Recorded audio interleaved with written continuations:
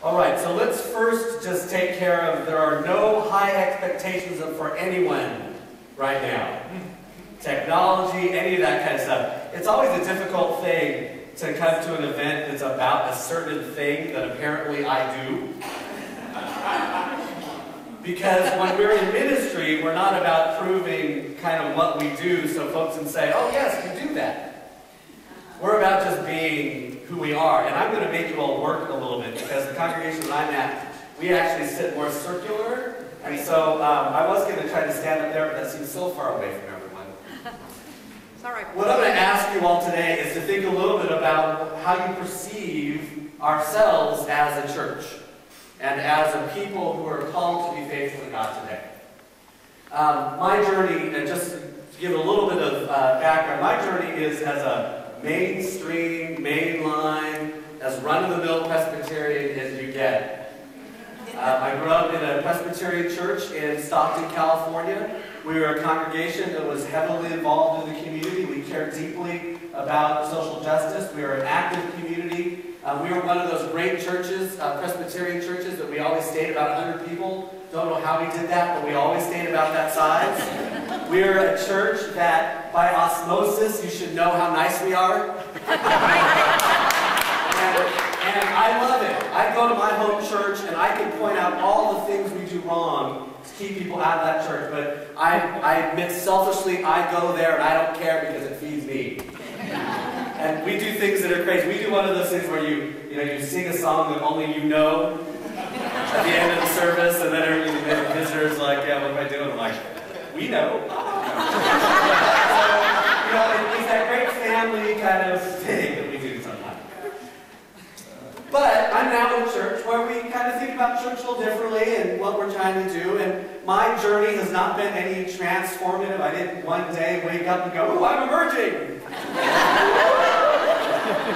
None of that ever happened. I don't have that day, that time where I discovered the inner emergent in me and the postmodern self birthed itself into something amazing and decided to start a church. That didn't happen. I just kind of am a person just like you trying to figure out what God wants me to do and be and how to do that and be that in the world today.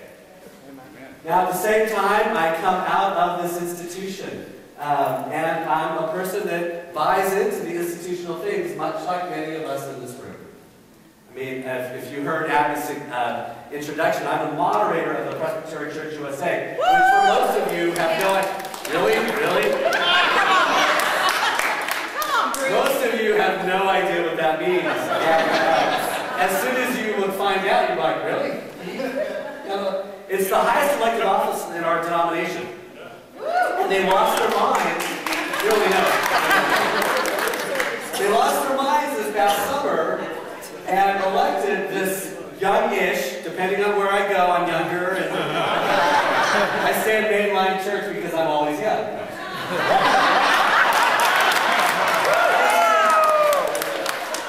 In any case, somewhat true, but cheap.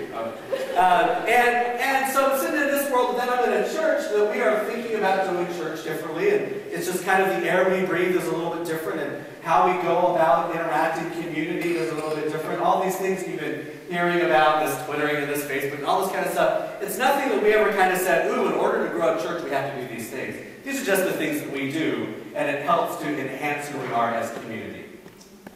My journey into that, though, has been one of really taking seriously what's happening in the world.